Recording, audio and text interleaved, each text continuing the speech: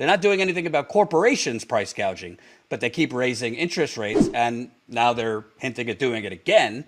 Jerome Powell, the Federal Reserve Chair, basically said that it's acceptable that, yeah, unemployment will go up, jobs will be lost.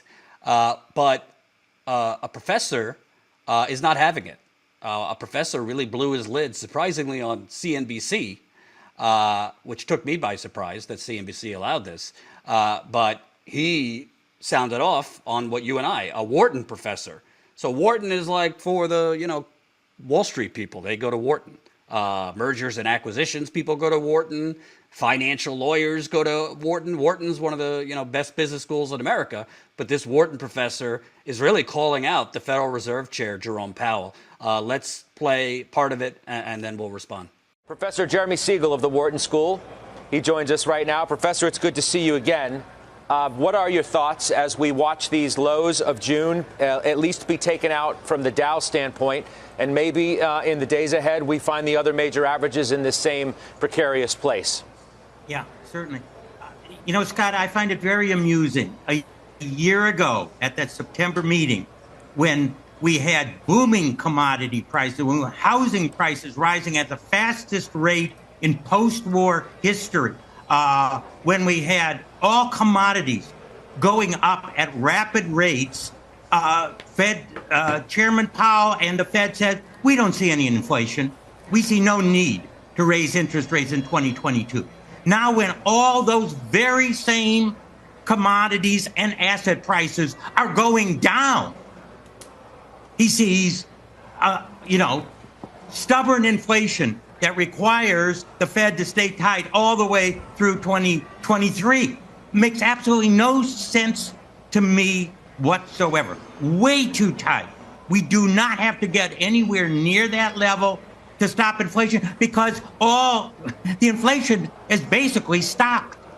It's basically stopped. I mean, you had a headline just came across 3 minutes ago, oil back to January levels. That's before Russia invaded Ukraine. You can see what's happening to commodities. We're going to get the Case-Shiller index next week. It's going to show no increase or a decrease for the first time in years. And that's a lagged indicator. On the ground, commodity, all the prices are going down. The only thing that's not going down is wages. And by the way, wages are in catch-up mode.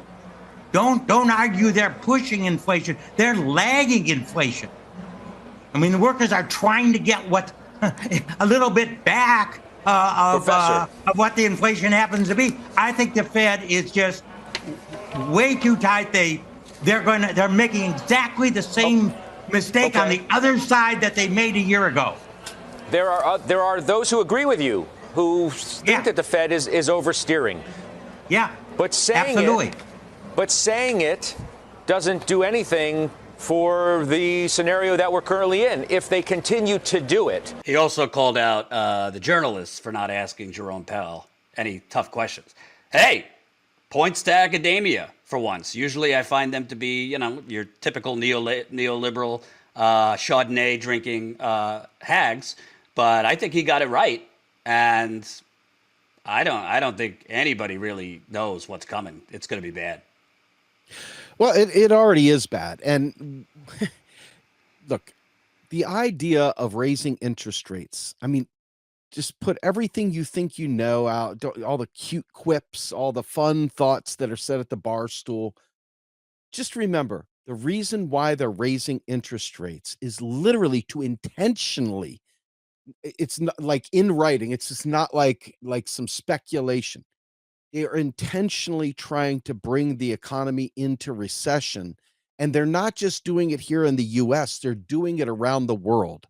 And the problem here is that people, because they don't understand, they just go along with the flow because they've been convinced that there's inflation. And this guy just told you correctly that inflation, the commodities and the assets have dropped now.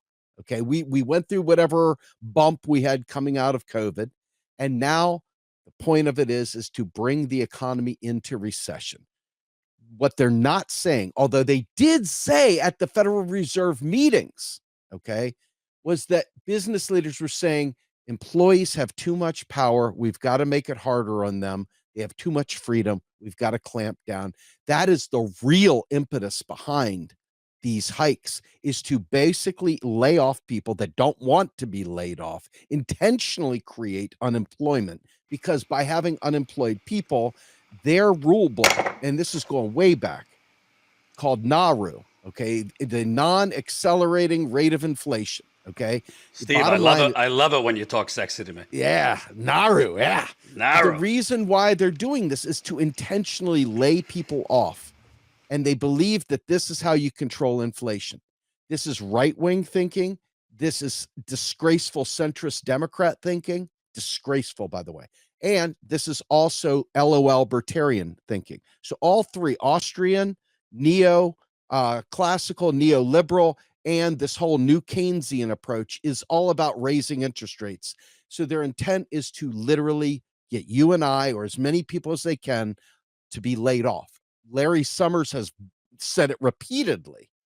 This is not a secret, folks. I want you to understand they are intentionally trying to bring about a recession that will intentionally lay off tens of thousands, if not hundreds of thousands of people, to tame a non-existent inflation. When I say non-existent, remember, inflation is brought about by the prices government pays for services. That's the base price.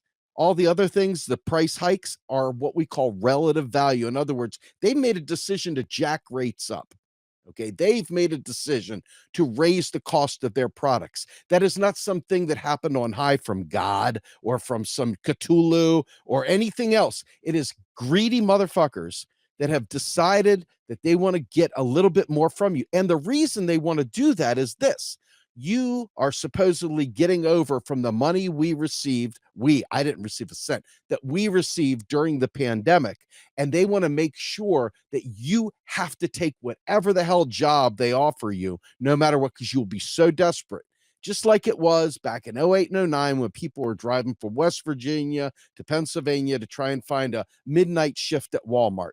This is what they're gunning for, because that's the only thing they know, how to tame inflation, instead of putting price controls, instead of doing it preemptively, instead of after trying to claw money back, trying to claw things back. They should be doing it up front and not allowing the kind of capital accumulation that allows them to run our lives the way they do. This is if you're going to keep capitalism in place to begin with. And let's be fair, we don't have nearly enough people that understand or want to destroy capitalism in a meaningful way. They might say it, they might use the memes, they might put their fist in the air, might have a bumper sticker, but the actual understanding of how that works out is not known. So it's not going to happen.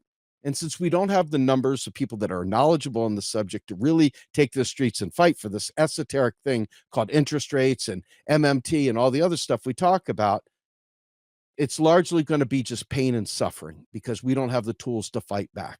We're trying to educate, but it takes a lot of people to really take to the streets and say, oh, hell no. And one of the things you said, Jordan, at the very beginning, I want to be crystal clear. The Fed was spoken into existence by Congress. Forget Wilson's deathbed, whatever. The fact of the matter is the Federal Reserve was spoken into existence by Congress, is fully regulated by Congress. Congress can change anything it wants about the Federal Reserve Act. It is a law that they wrote. It can anything. So stop giving the Federal Reserve all this extra credit that the anti-Semites on the right typically do. The fact is that this right here is a case of monetarists, the libertarian strain. It's all over government, the pro-business class, the Democrats that you've all elected, these corporate centrists that you said out they're the lesser evil. This is their game plan. This is what they do. Literally, playbook, textbook, right there. So that guy, he was right on, but he's a finance guy. He's thinking stocks. Stocks don't have anything to do with the why behind this. This whole thing is intentional to make you and I and others be laid off. That's the deal. This, what you're talking about, somebody out here said 40% of America's money supply has been conjured in the last 2 years. I just want to be really explicit about this. Every single dollar in tax collected is purged. So all the money into the system has been also money going out of the system being deleted at the bottom. The drain at the bottom is taxation. Okay. So it's not like it just keeps building and building and building and building and building. Okay. All money is new spent money and all tax dollars are deleted. That's the way the thing recycles itself. Okay. The other thing is this: Most of the money that you see that people complain about called bank money is what we call loans. We take out loans. You and I take out loans. That's bank money. That's not from the government. That right there is a bank denominated IOU. It has to be paid back. When it's paid back, that money is gone. It's purged. The only thing that's left for the bank is the interest, okay, that you paid. The fact of the matter is that is a political decision. That is not it has to be that way. That is a political decision because people keep voting for neoliberals. You keep getting neoliberal policy, and therefore they keep appointing neoliberals to the Fed. Why do you think Biden kept Trump's Fed chair? Because they're all neoliberals, but there's going to be somebody in there that defends the Democrats that's absolutely positive they're doing the right thing. The fact of the matter is they're not. This is right here is right wing, folks, right wing economic policy from your Federal Reserve because of you electing a right wing president in Joe Biden and because he went with Donald Trump's Fed chair and kept him in power. Remember that. Never forget it. That is so important because you keep doing what you do, you're going to keep getting what you get. And you know what? We earned this. We deserve this recession that Biden and his Federal Reserve chair are doing because we put him in office. That's what we chose. We made that decision. Now we live with it, right? Anyway, Right. I didn't want you to have to deal with that, Jordan. It's okay. I'm no expert on the Federal Reserve. That's why I have you. But I will say I am an expert on corruption and corrupt capitalism psychology. And I'll say I think there's another thing going on here. I don't think the Federal Reserve is blind to the very, I wouldn't call it a tidal wave, but the beginnings of a worker uprising in America over the last, let's say, 3 years. It really started with the teachers in West Virginia in 2018 who went on strike. But, I mean, we're already seeing hashtags for Striketober. We've seen workers having more leverage, the Great Resignation, record number of workers quitting.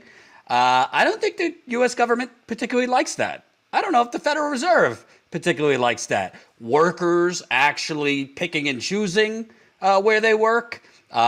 They see workers also working from home, which a lot of these capitalists don't like. They see, obviously the success of the Starbucks union drive, but now Trader Joe's is successfully unionizing. Amazon, even though they're trying to stop the results of the election, more Amazons are filing for election. Well, if you fuck up the economy and lay a lot of people off, in theory, there goes that leverage. Workers got to take what they can get again. It's exactly your thoughts. the case. I don't nothing further to say. You got it exactly correct.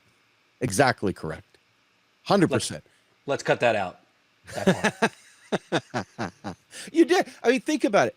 Every single time what is this about, really? If you go back to the end of slavery, okay, when they quote unquote made slavery illegal, except for when the state does it through prisons and stuff like that, right? What did they do? They passed vagrancy laws. They passed a bunch of laws to make sure that slaves that were now free men, if they did anything wrong, would instantly be back on that chain gang doing some work for the state, right?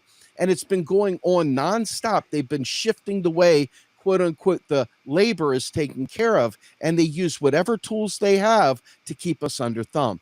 It just changed form. We went from chattel slavery, where people are whipped and beaten and killed and raped and destroyed, to a new form of debt slavery and wage slavery with an open air prison that we're all in. And I mean, this is exactly what they're doing. They're tightening the screws. This is like the slave owner is driving it down to make sure that we are disciplined. They're disciplining labor. It's exactly what they're doing. I mean, that's the harsh version of what you said, but what you said is exactly correct. Thanks for watching, and make sure to tune in to Status Coup's daily live stream Monday through Thursday at 5 o'clock Eastern Time and Fridays at 4 o'clock Eastern Time.